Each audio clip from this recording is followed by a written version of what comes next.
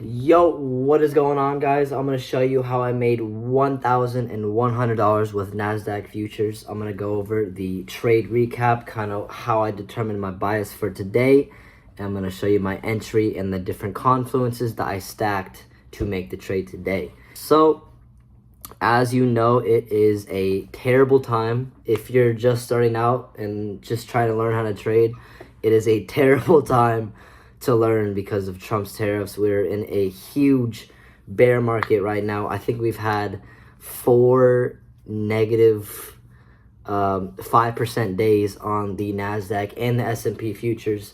So we're getting a little bit of a bounce back right now. Today it's at, what is it at? It's at still down 2% today, but we were bullish in when we took the trade today. So as you can see my screen right now, this is market open right now. We kind of came up and formed a high, and then we kind of dropped down. And first of all, one of the big confluences that I stacked today was this 15-minute fair value gap. So I wanted to see if it would respect this point of my interest, or it would keep on going up to this daily, or it would just disrespect this 15-minute fair value gap. So that was kind of what determined my bias, and it actually ended up respecting this fair value gap. We just poked in a little bit right here, and for me, that is considered manipulation. That is the first step in my process of taking a trade. I want to see some type of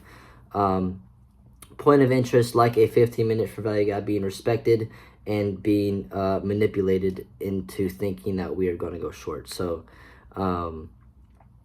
obviously we tapped into it, we respected it, and we then formed bullish structure to the upside. So I always, every single day, I point out the first fair value gap, and a lot of my students have been asking me what I use the first fair value gap for. So I can use it for a stop loss, I can use it for a take profit, I can use it as confluence to take a trade, which is what I did today.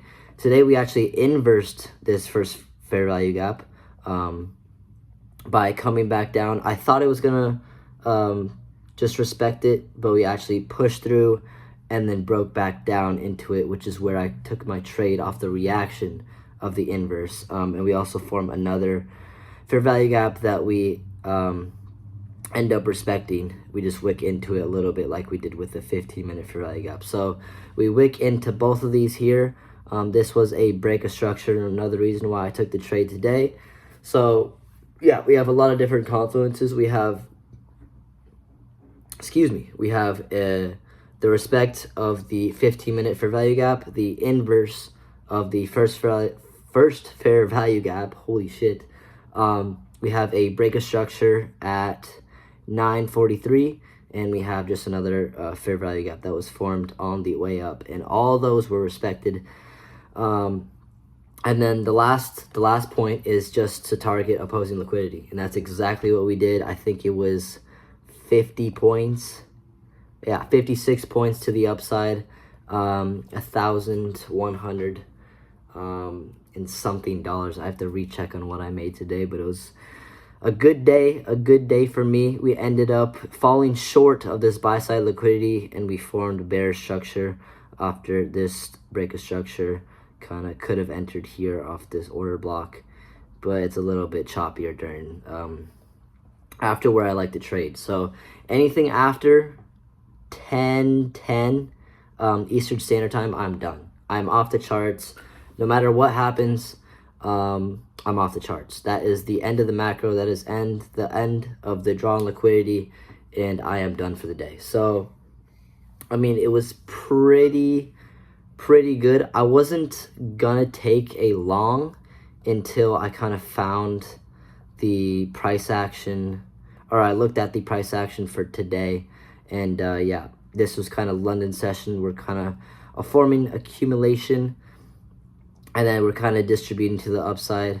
No real point of manipulation. It would be awesome if this point swept this point. I'm curious if there was a SMT. No, there was not. So Not a lot of manipulation in the market, but once you see that this first 15 damn, once you see that this 15-minute fair value gap was formed, that was kind of the basis that we maybe, and we were, and we did continue to the upside. So that is a banger trade today.